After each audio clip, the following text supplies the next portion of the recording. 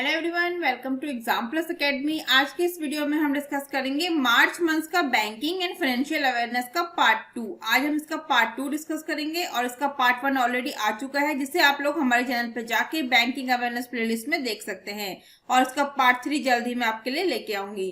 और इस वीडियो का कंप्लीट पीडीएफ फाइल यानी कि मार्च का बैंकिंग एंड फाइनेंशियल अवेयरनेस का कंप्लीट पीडीएफ पार्ट 1, पार्ट 2 और पार्ट 3 आप लोग हमारे लास्ट वीडियो यानी पार्ट 3 वीडियो से डाउनलोड कर सकते हैं। और अगर आपने अभी तक हमारा मार्च मंथ का current affairs plus static GK video नहीं देखा है तो इसे भी आप लोग हमारे चैनल पे जाके देख सकते हैं। ये आपके आने वाले एग्जाम्स के लिए काफी हेल्पफुल रहने वाला है। तो चलिए शुरू करते हैं आज का सेशन। पहला क्वेश्चन है, Which bank has launched Wear and Pay contactless payment wearable device? यानी कि Wear and Pay contactless payment wearable device किस बैंक ने लॉन्च की है? तो ये डिवाइस लॉन्च की है एक्सिस बैंक ने। किस बैंक ने की है? Axis bank. एक्सिस बैंक सही आंसर है।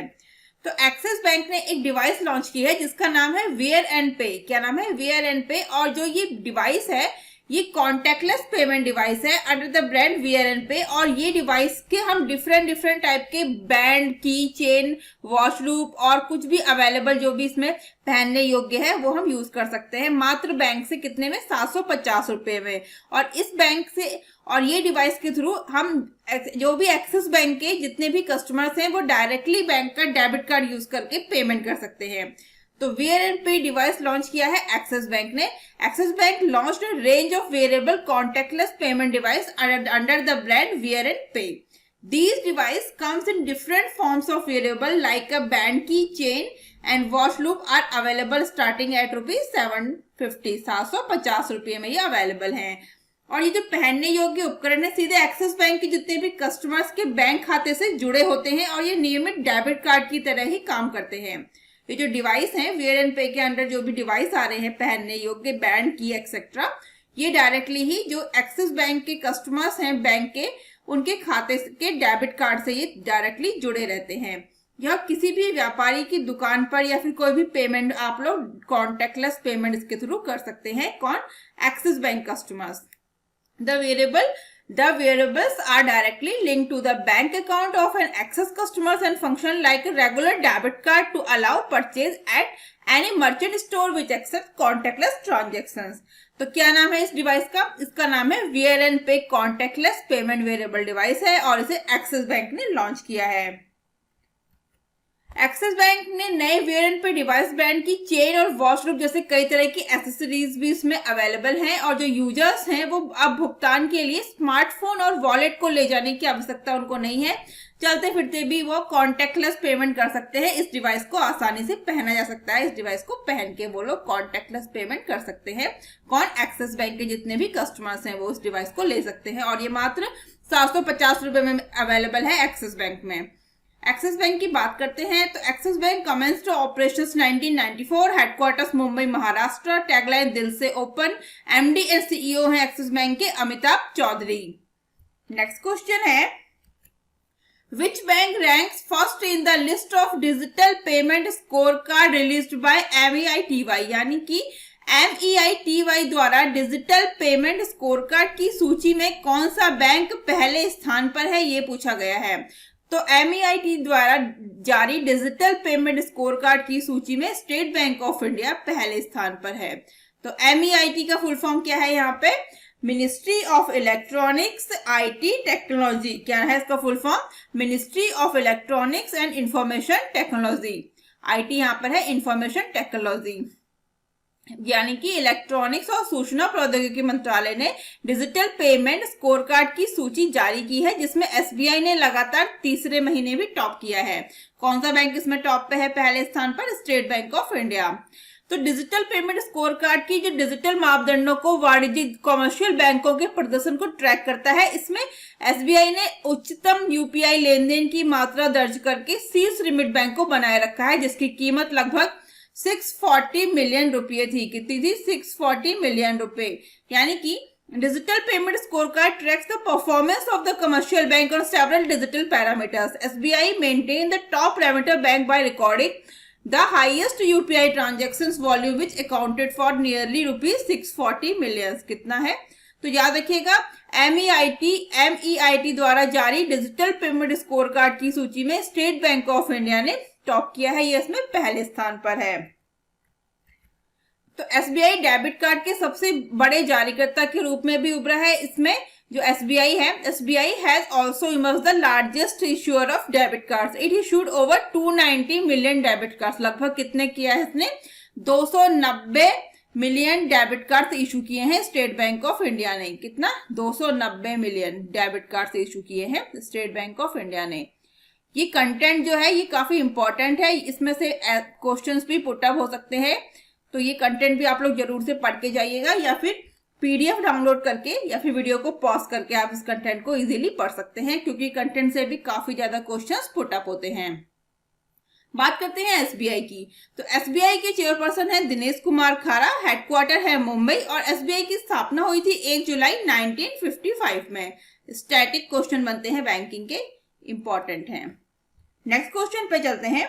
नेक्स्ट क्वेश्चन है, recently RBI has removed PCA ban from which of the following bank. यानी कि हाल ही में आरबीआई ने निम्न में से किस बैंक पर से पीसीए प्रतिबंध हटाया है, ये क्वेश्चन में पूछा गया है।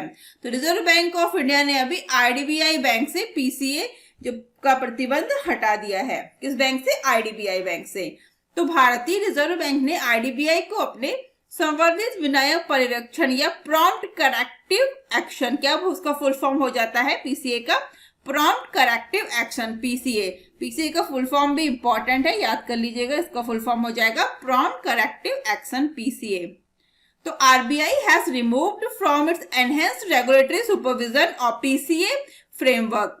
ये जो नोट किया गया है कि 31 दिसंबर 2020 को समाप्त तिमाही के लिए प्रकाशित परिणामों के अनुसार बैंक नियामक पूंजी, शुद्ध एनपीए और उत्तोलन अनुपात पर पीसीए मापदंडों के उल्लंघन में नहीं है। यानी कि it was noted that as per published results for the quarter ending December 31st 2020, the bank is not in breach of the PCA parameters or regulatory capital, net NPA and leverage ratio। तो किस bank से अभी RBI ने PCA हटाया है? वो हटाया है आईडीबीआई बैंक से। और ये कंटेंट भी आपको अवेलेबल है हिंदी और इंग्लिश दोनों में, आप लोग इसको पढ़ सकते हैं, और कंटेंट से भी काफी क्वेश्चंस पुट अप होते हैं, तो इसलिए कंटेंट को भी जरूर से पढ़ के जाइएगा, जिसको जो लैंग्वेज सुटेबल है, हिंदी और इंग्लिश। बात करते हैं आईडीबीआई बैंक की। आईडीबीआई बैंक के सीईओ है राकेश शर्मा, और इसका हेडक्वार्टर है मुंबई, महाराष्ट्र में। किसका? आईडीबीआई बैंक का। फ्रेंड्स, अगर आप लोग को वीडियो अच्छी लगती है या फिर हेल्पफुल लगती है, तो आप लोग हमारे वीडियो के बारे में और चैनल के बारे में ज्यादा से ज्यादा लोगों को बताएं, जिससे और लोग भी तैयारी को और ज्यादा बेहतर कर सके।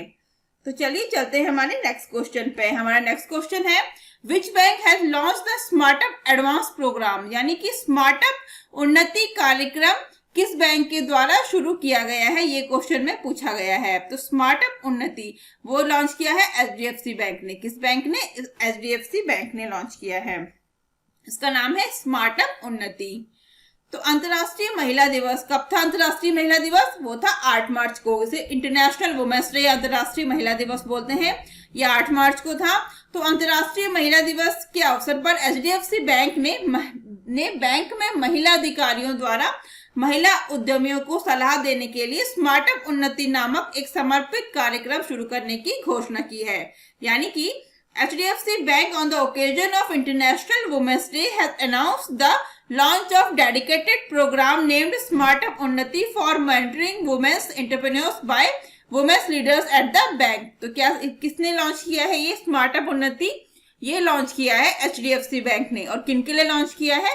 तो एचडीएफसी बैंक ने बैंक में महिला ऑफिसर्स द्वारा महिला उद्यमियों यानी कि वुमेन्स एंटरप्रेन्योर्स को सलाह देने के लिए स्मार्टअप उन्नति नामक एक कार्यक्रम शुरू किया है। स्मार्टअप उन्नति कार्यक्रम के तहत अगले 1 वर्ष में एचडीएफसी बैंक की वरिष्ठ महिला अधिकारी महिला उद्यमियों को अपने लक्ष्य को प्राप्त करने में सलाह देंगी। यह कार्यक्रम केवल मौजूदा कस्टमर्स के लिए ही अवेलेबल है और शुरू में बैंक के स्मार्टअप कार्यक्रम से संबंधित 3000 से अधिक महिला उद्यमियों को यह लक्षित करेगा। तो सेम कंटेंट है इंग्लिश और हिंदी दोनों में, आपको जो सुटेबल है आप लोग इसको पढ़ सकते हैं। और कंटेंट से क्वेश्चन पुट अप होते हैं, इसलिए कंटेंट को जरूर से पढ़ के जाइएगा, क्योंकि काफी ज्यादा क्वेश्चंस आए हैं प्रीवियस बैंक एग्जाम्स में मेरे प्रोवाइड कराए गए कंटेंट। एचडीएफसी बैंक की बात करते हैं। एचडीएफसी बैंक का हेडक्वार्टर है मुंबई महाराष्ट्र में और एचडीएफसी बैंक के एमडी सीईओ बने हैं शशिधर जगदीशन। कौन है? शशिधर जगदीशन है। सक्सीड्स किसको? आदित्य पुरी। इनसे पहले कौन थे? आदित्य पुरी थे एमडी और सीईओ एचडीएफसी बैंक के। कब से? 1994 से 2020 तक। और अब बन गए हैं शशिधर जगदीशन। और टैगलाइन है एचडीएफसी बैंक का वी अंडरस्टैंड योर वर्ड। क्या है इसका tagline? We understand your world. Next question पे चलते हैं। नेक्स्ट क्वेश्चन है द बिजनेस की सुरक्षा covers has been launched by which of the following, यानी कि बिजनेस किस्त सुरक्षा कवर किसके द्वारा लॉन्च किया गया है? तो ये लॉन्च किया गया है एचडीएफसी ईआरजीओ के द्वारा। एचडीएफसी ईआरजीओ ने लॉन्च किया है business Kisht Suraksha cover. HDFC ERGO general insurance ने बिजनेस की सुरक्षा कवर लॉन्च किया है। यह एक अनूठा कवर किसी भी तबाही या प्राकृतिक आपदा के आने पर माइक्रो फाइनेंस इंस्टीट्यूशन, वित्तीय संस्थानों और बैंकों की बैलेंस शीट की सुरक्षा के उद्देश्य से लॉन्च किया गया है। यानी कि HDFC ERGO general insurance has launched the business Kisht Suraksha cover. It is a unique cover that was launched with the aim of protecting the balance sheet of microfinance institution, MFIs, financial institution and any catastrophe or natural disaster. यानी कि HDFC Ergo general insurance ने business की सुरक्षा cover launch किया है। ये अनूठा cover यानी यूनिक इसलिए है क्योंकि तबाही या प्राकृतिक आपदा के आने पर माइक्रो फाइनेंस इंस्टीट्यूशन या फिर किसी भी फाइनेंशियल इंस्टीट्यूशन और बैंकों की बैलेंस शीट की सुरक्षा के उद्देश्य से लॉन्च किया गया है। और क्या नाम है इसका? इसका नाम है बिजनेस किस्त सुरक्षा। और लॉन्च किसने किया है? एचडीएफसी ईआरजीओ जनरल इंश्योरेंस ने। यह वित्तीय संस्थानों की बैलेंस शीट पर प्रभावों को सीमित करने के उद्देश्य से शुरू किया गया है, जो उधारकर्ताओं द्वारा ईएमआई का भुगतान न करने या भूकंप, बाढ़, चक्रवात जैसी आपदाओं के कारण होता है। यानी कि this was launch with the aim of limiting the impacts on the balance sheet of financial institution which occurs because of non-payment of EMIs by borrowers or because of several calamities like earthquake, floods, cyclones. तो ये content जो है इसको मैं फिर बोलती हूँ, देख लीजिएगा। हिंदी इंग्लिश दोनों में अवेलेबल है, वीडियो को पॉज करके या फिर पीडीएफ डाउनलोड करके। बात कर लेते हैं एचडीएफसी ईआरजीओ की। एचडीएफसी ईआरजीओ सीईओ है रितीश कुमार और हेडक्वार्टर है मुंबई महाराष्ट्र में और इसकी स्थापना हो गई थी 2002 में इसकी स्थापना की गई थी। नेक्स्ट क्वेश्चन पे चलते हैं। नेक्स्ट क्वेश्चन है NPCI has partnered to launch RuPay Soft POS with which of the following, यानी कि RuPay Soft POS लॉन्च करने के लिए NPCI ने किसके साथ साझेदारी की है? क्या लॉन्च करने के लिए की है? RuPay Soft POS लॉन्च करने के लिए NPCI ने SBI पेमेंट्स के साथ साझेदारी की है। किसके साथ की है? SBI पेमेंट्स के साथ। तो भारतीय राष्ट्रीय भुगतान निगम यानी कि NPCI, इसका फुल फॉर्म हो जाएगा national payment corporation of India. तो आप ये फुल फॉर्म भी जरूर देख के जाइएगा, किसी का भी फुल फॉर्म पूछा जा सकता है और ये कंटेंट में मैंने प्रोवाइड कराया है और इस पिक्चर में भी है। NPCI का फुल फॉर्म है national payments corporation of India.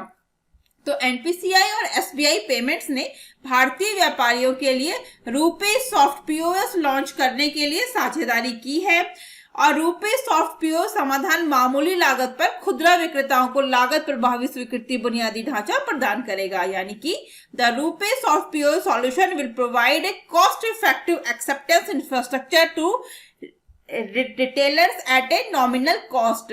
This innovative solution has the capability to transform NFC enabled smartphones into merchant point of sale terminals for the retailers. तो ये अभिनव समाधान खुदरा विक्रेताओं के लिए NFC सक्षम स्मार्टफोन को merchant point of sale POS टर्मिनलों में बदलने की क्षमता रखता है। तो ये इंपॉर्टेंट है कि RuPay Soft POS लॉन्च करने के लिए NPCI ने SBI पेमेंट्स के साथ साझेदारी की है और इसी से इंपॉर्टेंट पॉइंट्स भी मैंने आपको दिए हैं, आप लोग इनको देख सकते हैं। The merchant can convert their existing Android smartphone device into a payment terminal by simply downloading A supported app. और ये समाधान सूक्ष्म और छोटे व्यापारियों को भुगतान प्राप्त करने के तरीकों में क्रांति लाएगा और इसके बजाय सुरक्षित, संपर्क रहित, कॉन्टैक्टलेस भुगतान स्वीकार करने के लिए, नकदी में सौदा करने के लिए उनकी प्रवृत्ति में एक सीमाकांती बदलाव पैदा करेगा। एनपीसीआई की बात कर लेते हैं। तो एनपीसीआई के एमडी और सीईओ है दिलीप असबे। कौन है? दिलीप असबे है एमडी और सीईओ किसकी? NPCI, national payment corporation of India, और इसका हेडक्वार्टर मुंबई महाराष्ट्र में है और इसकी स्थापना की गई थी 2008 में। नेक्स्ट क्वेश्चन पे चलते हैं। नेक्स्ट क्वेश्चन है online platform YIELD has been launched by which of the following. Online platform इसका नाम है YIELD। यील्ड किसके द्वारा लॉन्च किया गया है? ये ऑनलाइन प्लेटफॉर्म लॉन्च किया गया है एक्सिस बैंक के द्वारा। किसके द्वारा लॉन्च किया गया है? एक्सिस बैंक के द्वारा ये लॉन्च किया गया है। तो एक्सिस सिक्योरिटीज ने ये लॉन्च किया है एक्सिस बैंक में। एक्सिस सिक्योरिटीज ने सेकेंडरी मार्केट में बॉन्ड के साथ साथ डिबेंचर्स खरीदने और बेचने के लिए एक ऑनलाइन प्लेटफॉर्म YIELD के लॉन्च करने की घोषणा की है। प्रतिस्पर्धी दर और तकनीकी जानकारी प्रदान करके यील्ड सही निवेश निर्णय लेने के लिए निवेशकों को सशक्त करेगा। यानी कि Axis Securities had announced the launch of Yield, an online platform to buy and sell bonds as well as debentures in the secondary market by offering competitive rates and technical know-how. Yield would empower the investor to make their right investment decision. तो ये content available है, इसको आप पढ़ सकते हैं हिंदी और English दोनों में। तो याद रखिएगा ऑनलाइन प्लेटफॉर्म यील्ड किसके द्वारा लॉन्च किया गया है? एक्सिस बैंक में एक्सिस सिक्योरिटीज के द्वारा।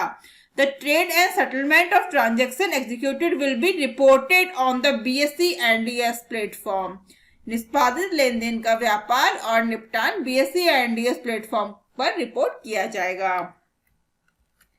इसमें कंटेंट भी है और पॉइंट्स मैंने अवेलेबल करवाए हैं, देख सकते हैं कि ब्रोकरेज हाउस ने एक बयान में कहा है कि यील्ड पहली तरह की पहल है जो रिटेल निवेशकों को डेट इंस्ट्रूमेंट्स तक पहुंच बनाने की अनुमति देती है और ये this new tool will remove the hassle of filling up physical forms और the need for separate KYC with the bond institution it added. यानी कि यह एक नया उपकरण भौतिक फॉर्म भरने की परेशानी को दूर करेगा। जो हम फिजिकली फॉर्म भरते हैं उसको ये दूर करेगा और इसके साथ ही ये बॉन्ड संस्थानों के साथ अलग KYC की आवश्यकता भी इसमें नहीं होगी। किसमें?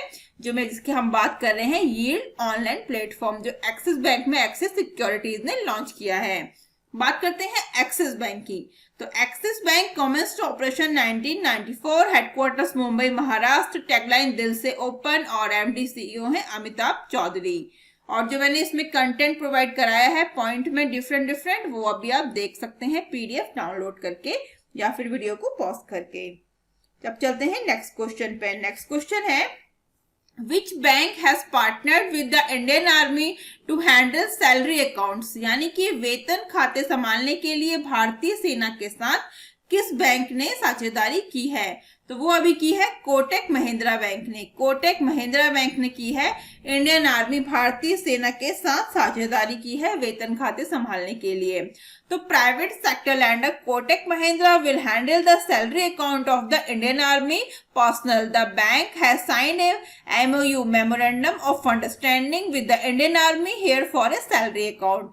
तो ये बोला जाएगा कि निजी क्षेत्र की ऋणदाता कोटक महिंद्रा बैंक भारतीय सेना के कर्मियों के वेतन खाते को संभालेंगे और बैंक ने वेतन खाते के लिए भारतीय सेना के साथ एक समझौता ज्ञापन पर हस्ताक्षर किए हैं, हिंदी और इंग्लिश। MOU कोटक को भारतीय सेना के लिए एक विशेष लाभ के साथ साथ सभी सैन्य कर्मियों के लिए सक्रिय और सेवानिवृत्त दोनों के लिए अपने वेतन खाता प्रस्ताव की पेशकश करने में सक्षम बनाता है। यानी कि जो MOU साइन हुआ है, the MOU enables Kotak to offer its salary account proposition combined with exclusive benefits for the Indian Army to all army personnel both active and retired. Or the salary account will cover other benefits such as bespoke salary account for the army personnel, enhanced complementary personal accident insurance cover for both on duty and off duty incidents. तो ये जो इसमें content दिया है ये हिंदी और English दोनों में दिया है और ये जो कुल या आंशिक अस्थायी विकलांगता के लिए आकस्मिक मृत्यु को भी कवर करता है। ये वेतन खाता धारक द्वारा दुर्घटना दावा करने की स्थिति में 22 वर्ष तक के आश्रित बच्चों को शामिल करके बच्चों को अतिरिक्त बालिकाओं के लिए विशेष शिक्षा लाभ भी प्रदान करेगा। कितने वर्ष तक के? 22 वर्ष तक के आश्रित जो बच्चे हैं उनको शामिल भी करेगा। बात कर लेते हैं यहाँ पे कोटक महिंद्रा बैंक की। कोटक महिंद्रा बैंक के सीईओ हैं उदय कोटक। स्टैब्लिशमेंट 2003, हेडक्वार्टर्स मुंबई महाराष्ट्र, और टैगलाइन है लेट्स मेक मनी सिंपल। क्या टैगलाइन है कोटक महिंद्रा बैंक का? टैगलाइन है let's money make simple. Tagline काफी इंपॉर्टेंट होते हैं बैंक्स के और इनको याद कर लीजिएगा इसका टैगलाइन भी। नेक्स्ट क्वेश्चन पे चलते हैं। नेक्स्ट क्वेश्चन है at what percent has the EPFO maintain the interest rate for 2020-21। तो 2020-21 के लिए ईपीएफओ ने ब्याज दर कितने परसेंट पर बरकरार रखी है? कितने रखी है? 8.5% पर ईपीएफओ ने 2020-21 के लिए अपनी ब्याज दर बरकरार रखी है। ईपीएफओ का फुल फॉर्म हो जाएगा एम्प्लॉय प्रोविडेंट फंड ऑर्गेनाइजेशन। क्या हो जाएगा? Employees provident fund organisation full form है ईपीएफओ का, इंपॉर्टेंट है। और हिंदी में उसको बोलेंगे कर्मचारी भविष्य निधि संगठन। तो ईपीएफओ के बोर्ड ने फाइनेंशियल ईयर 2020-21 के लिए भविष्य निधि जमा पर ब्याज दरों को 8.5% पर बरकरार रखा है। कितने पर? 8.5% पर। 2019-20 की दर को अपरिवर्तित रखा गया है। यानी कि the board of employees provident fund organisation यानी कि the board of EPFO has kept the interest rate of PF यानी कि provident fund deposit for the financial year 2021 at 8.5%। The rate has been kept unchanged as in 2019-20। यानी कि केंद्रीय न्यासी board यानी कि सेंट्रल बोर्ड ऑफ ट्रस्टीज द्वारा 228वीं बैठक में श्रम मंत्री संतोष कुमार गंगवार की अध्यक्षता में यह निर्णय लिया गया था। और वर्तमान में हमारे श्रम मंत्री कौन है? यहाँ से स्ट्रैटेजी का क्वेश्चन है। संतोष कुमार गंगवार वर्तमान में हमारे श्रम मंत्री हैं, केंद्रीय श्रम मंत्री हैं Santosh Kumar Gangwar. The decision was taken by the Central Board of Trustees at the 228th meeting under the chairmanship of Labour Minister Santosh Kumar Gangwar. इसलिए कंटेंट को जरूर से पढ़ के जाइएगा, मैं एक बार फिर बोलती हूँ। नेक्स्ट पे चलते हैं। नेक्स्ट हमारा पॉइंट है पिछले साल मार्च में ईपीएफओ ने भविष्य निधि जमा पर ब्याज दर को घटाकर 2019-20 के लिए 7 साल की सबसे कम दर 8.5% कर दिया था। फाइनेंशियल ईयर 2018-19 के लिए ब्याज दर 8.65% तय की गई थी। ईपीएफओ ने 2017-18 के लिए अपने कस्टमर्स को 8.55% ब्याज दर प्रदान की थी और फाइनेंशियल ईयर 2016-17 के लिए ब्याज दर कितनी थी? 8.65 थी। तो सारे ईयर्स की इसमें कितनी इंटरेस्ट रेट है वो दिया गया है, इंग्लिश और हिंदी दोनों में। और वर्तमान क्या है? वर्तमान है 8.5, जो आप लोग देख सकते हैं।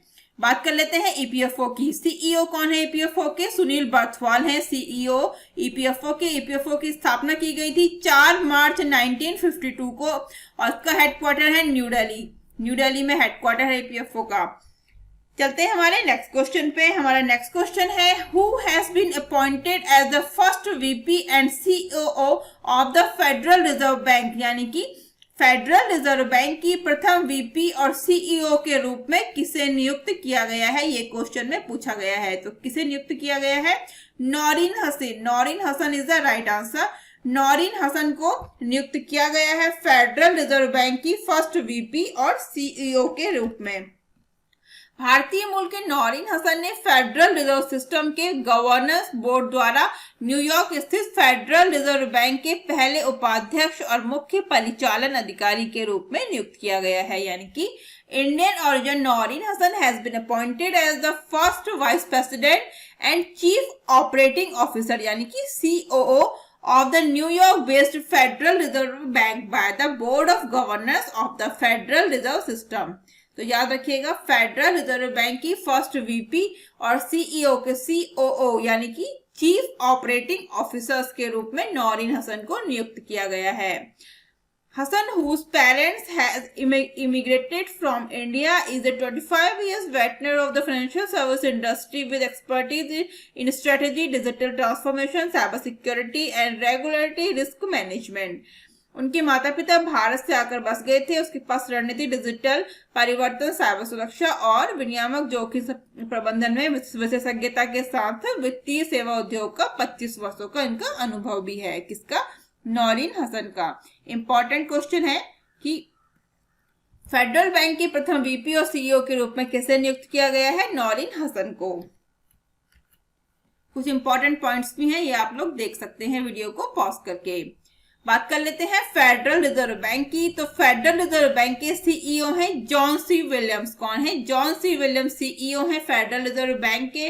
और चेयरपर्सन कौन है? जेरोम पॉवेल इसके चेयरपर्सन है। और स्थापना हुई थी 23 दिसंबर 1913 में। हेडक्वार्टर है न्यूयॉर्क, यूएसए में। किसका? फेडरल रिजर्व बैंक का। अब चलते हैं नेक्स्ट क्वेश्चन पे। नेक्स्ट क्वेश्चन है insurance portal SME insure has been launched by, यानी कि बीमा पोर्टल एसएमई इंश्योर किसके द्वारा लॉन्च किया गया है? ये क्वेश्चन में पूछा गया है। तो right answer alliance insurance. Alliance insurance के द्वारा लॉन्च किया गया है बीमा पोर्टल, जिसका नाम है एसएमई इंश्योर। तो अलायंस इंश्योरेंस ने एमएसएमईज यानी कि micro, small and medium enterprises, छोटी दुकानों और बिजनेस ओनर्स अलायंस को वित्तीय सुरक्षा प्रदान करने के लिए बीमा पोर्टल एसएमई इंश्योर लॉन्च किया है। इसका क्या नाम है? SME ensure. Alliance Insurance has launched the insurance portal SME Insure in order to provide financial security to micro, small and medium enterprises, small shop and business owner alliance। यह बीमा ऋण के तहत 5 करोड़ लघु और मध्यम उद्यमों एसएमईज का बीमा करने के लिए एक पोर्टल है। कितना? 5 करोड़। यह पोर्टल विशेष रूप से फिजिकल फॉर्मेट में बीमा सेवा प्रदान करेगा, व्यक्तिगत निजी सहायक के माध्यम से भौतिक और पोर्टल के माध्यम से डिजिटल बीमा, यानी कि notably the portal will provide insurance services in a physical format, physical through individual personal assistance and digital insurance through the portal. तो याद रखिएगा एसएमई इंश्योर जो है वो लॉन्च किया गया है अलायंस इंश्योरेंस के द्वारा। किसके द्वारा? अलायंस इंश्योरेंस के द्वारा।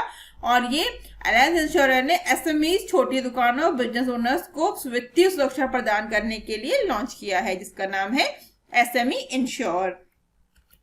बात कर लेते हैं अलायंस इंश्योरेंस की। तो इसके सीईओ और प्रिंसिपल ऑफिसर हैं एसवी ठक्कर। कौन है? एसवी ठक्कर। और इसका हेडक्वार्टर है मुंबई, महाराष्ट्र में। और ये कंटेंट आप लोग देख सकते हैं। नेक्स्ट क्वेश्चन पे चलते हैं। नेक्स्ट क्वेश्चन है which insurance act has been amended recently, यानी कि कैबिनेट ने कौन सा बीमा अधिनियम में संशोधन को मंजूरी दी है? तो कैबिनेट ने अभी इंश्योरेंस एक्ट 1938 के संशोधन को मंजूरी दी है, बीमा अधिनियम 1938। केंद्रीय मंत्रिमंडल ने बीमा अधिनियम में संशोधन के लिए अपनी मंजूरी दे दी है। इस क्षेत्र में 74% प्रत्यक्ष विदेशी निवेश के लिए मार्ग प्रशस्त किया गया है। वर्तमान में भारतीय के स्वामित्व और प्रबंधन नियंत्रण के साथ जीवन और सामान्य बीमा में सामान्य एफडीआई की सीमा 49% है, यानी कि the Union Cabinet has given its nod for amendments in the Insurance Act, paving way for 74% foreign direct investment in the sector. Currently, the permissible FDI limit in life and general insurance stand at 49% with ownership and management control with Indian. तो सूत्रों के मुताबिक according to the source the cabinet in its meeting has approval the for amendments in the insurance act 1938, यानी कि cabinet ने अपनी बैठक में बीमा अधिनियम 1938 में संशोधन के लिए मंजूरी दे दी है। यह 2015 में था जब सरकार ने बीमा क्षेत्र में एफडीआई कैप को 26% से बढ़ाकर 49% कर दिया था। ये इंपॉर्टेंट पॉइंट है कि 26% से बढ़ाकर 49% कर दिया था। गवर्नमेंट ने इंश्योरेंस सेक्टर में एफडीआई कैप को कितना कर दिया था? 26 से 49% कर दिया था। मैंने अदर इंपॉर्टेंट पॉइंट्स भी यहाँ पे प्रोवाइड कराए हैं, हिंदी और इंग्लिश दोनों में। आप लोग ये पॉइंट्स को देख सकते हैं वीडियो को पॉज करके या फिर पीडीएफ डाउनलोड करके। The government has earlier allowed 100% foreign direct investment in insurance intermediates. क्या लिखा है गवर्नमेंट ने? सरकार ने पहले बीमा बिचौलियों को 100% प्रत्यक्ष विदेशी निवेश की अनुमति भी दी है। आप लोग ये इंपॉर्टेंट कंटेंट है, इसको जरूर से पढ़ लीजिएगा। नेक्स्ट क्वेश्चन पे चलते हैं। नेक्स्ट क्वेश्चन है Who has become the new president of APRACA? APRACA के नए अध्यक्ष कौन बने हैं? तो कौन बने हैं? वो बने हैं GR चिंताला। कौन बने हैं? GR चिंताला। GR चिंताला किसके अध्यक्ष हैं वर्तमान में? नाबार्ड के। नाबार्ड के अध्यक्ष कौन है? GR चिंताला। उनको अभी APRACA के अध्यक्ष के रूप में नियुक्त किया गया है, नए अध्यक्ष बने हैं। और APRACA का फुल फॉर्म क्या हो जाएगा? Asia Pacific rural and agriculture credit association. क्या फुल फॉर्म है? Asia Pacific rural and agriculture credit association, APRACA का फुल फॉर्म है। तो नाबार्ड के अध्यक्ष हैं GR चिंताला। इन्हें APRACA के अध्यक्ष के रूप में पदभार ग्रहण किया है। इसका फुल फॉर्म इंपॉर्टेंट है, पूछा जा सकता है एग्जाम्स में, इसलिए फुल फॉर्म जरूर से देख लीजिएगा। फुल फॉर्म क्या बन रहा है? I repeat, Asia Pacific rural and agriculture credit association इसका फुल फॉर्म है। तो कौन बने हैं? नाबार्ड के अध्यक्ष GR चिंताला। APRACA के अध्यक्ष के रूप में इन्होंने नया पदभार ग्रहण किया है। उन्होंने DPK गुणशेखरा से पदभार ग्रहण किया है। किससे? DPK गुणशेखरा से उन्होंने पदभार ग्रहण किया है, जो बैंक ऑफ सीलोन के CEO भी हैं। चिंताला ने APRACA के अध्यक्ष के रूप में अपने संबोधन में एशिया प्रशांत में ग्रामीण वित्त के विकास को बढ़ावा देने में APRACA के सदस्यों की भूमिका की सराहना भी की है। 1977 में स्थापित हुआ APRACA एशिया प्रशांत क्षेत्र में 21 देशों का प्रतिनिधित्व करते हुए कृषि, ग्रामीण और माइक्रो फाइनेंस नीति और विकास में शामिल संस्थानों का एक संघ है। यानी कि APRACA established in 1977 is an association of institutions involved in agriculture, rural and microfinance policy and development, representing 21st countries in the Asia Pacific region। तो इंपॉर्टेंट पॉइंट्स हैं, इनको जरूर से पढ़ के जाइएगा एग्जाम्स पहले। चलते हैं नेक्स्ट क्वेश्चन पे। नेक्स्ट क्वेश्चन है, according to CRISIL how much will be the growth rate of Indian economy in financial year 2022? CRISIL के अनुसार फाइनेंशियल ईयर 2022 में भारतीय अर्थव्यवस्था की विकास दर कितने % रहेगी? किसके अनुसार? क्रिसिल के अनुसार फाइनेंशियल ईयर 2022 में भारतीय अर्थव्यवस्था की विकास दर रहेगी 11%। कितनी रहेगी? 11% रहेगी। तो रेटिंग फर्म क्रिसिल के अनुसार भारत के लोगों ने कोरोना वायरस महामारी के साथ जीना सीख लिया है और उनके लिए अब तक यह न्यू नॉर्मल बन गया है। इसके साथ ही देश में कोविड-19 संक्रमण फैलने की रफ्तार पर काफी हद तक काबू भी पा लिया है। वहीं वैक्सीनेशन अभियान की रफ्तार पकड़ने के साथ निवेश केंद्रित सरकारी खर्च बढ़ाने से फाइनेंशियल ईयर 2022 में भारत की GDP विकास दर 11% तक पहुंचने की उम्मीद है, according to the CRISIL. CRISIL क्या है? Rating firm. लेकिन छोटे व्यवसायों और शहरी गरीबों के लिए महामारी के साथ पुनः प्राप्ति आसान नहीं होगी, but recovery would not easy with case of the pandemic deep for small business and the urban poor. बात कर लेते हैं क्रिसिल की। तो क्रिसिल के CEO कौन है? आशुष व्यास इसके CEO हैं और इसके चीफ इकोनॉमिस्ट हैं धर्माकृति जोशी, इसकी चीफ इकोनॉमिस्ट है और हेडक्वार्टर है इसका मुंबई महाराष्ट्र में। किसकी बात कर रहे हैं? क्रिसिल इंडिया की। नेक्स्ट पे चलते हैं। नेक्स्ट क्वेश्चन है, OECD interim economic outlook shows how many % growth of India's GDP in financial year 2022? OECD के अंतरिम आर्थिक दृष्टिकोण ने फाइनेंशियल ईयर 2022 में भारत की GDP वृद्धि कितने % दर्शाई है? तो वो कितने % दर्शाई है? 12.6% दर्शाई है OECD के अंतरिम आर्थिक दृष्टिकोण ने। OECD का फुल फॉर्म क्या हो जाएगा? Organisation for economic cooperation and development. OECD full form है organisation for economic cooperation and development, यानी कि आर्थिक सहयोग और विकास संगठन। अंतरिम आर्थिक दृष्टिकोण ने फाइनेंशियल ईयर 2022 में भारत की GDP की वृद्धि दर 12.6 तक पहुंचने का अनुमान लगाया है, जो दुनिया में सबसे तेज होगा। इसके बाद चीन में होगा, कितना होगा? चीन में 7.8%। तो क्वेश्चन ये भी पूछा जा सकता है कि चीन में कितना होगा, ये भी इंपॉर्टेंट है, इसलिए कंटेंट जरूर से वीडियो को पॉज करके PDF डाउनलोड करके पढ़ के जाइएगा।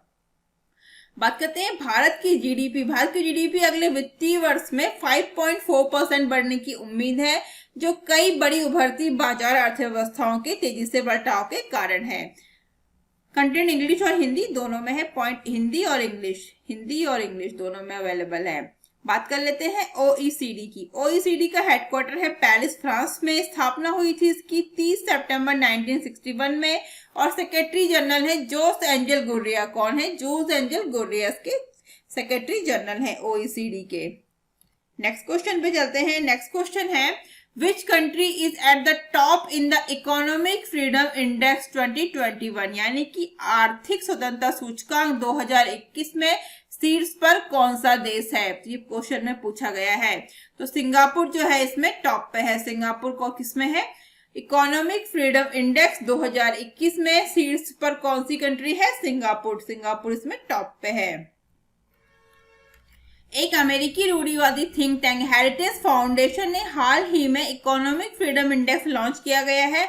जुलाई 2019 से जून 2020 की अवधि के लिए इस बार 184 देशों को शामिल करके सूचकांक तैयार किया गया है। कब से कब तक? जुलाई 2019 से जून 2020 की अवधि के लिए क्या किया गया है? इकोनॉमिक फ्रीडम इंडेक्स लॉन्च किया गया है हेरिटेज फाउंडेशन के द्वारा।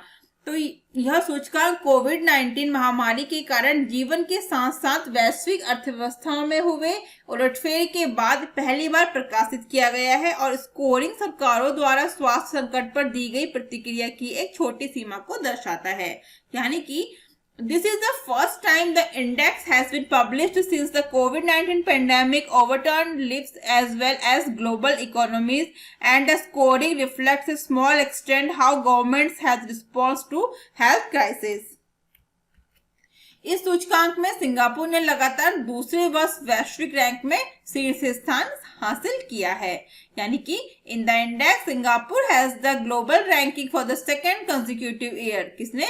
इन the index Singapore has top the global ranking for the second consecutive year. ये इंपॉर्टेंट पॉइंट्स दिए हैं मैंने, ये भी आप लोग पढ़ सकते हैं।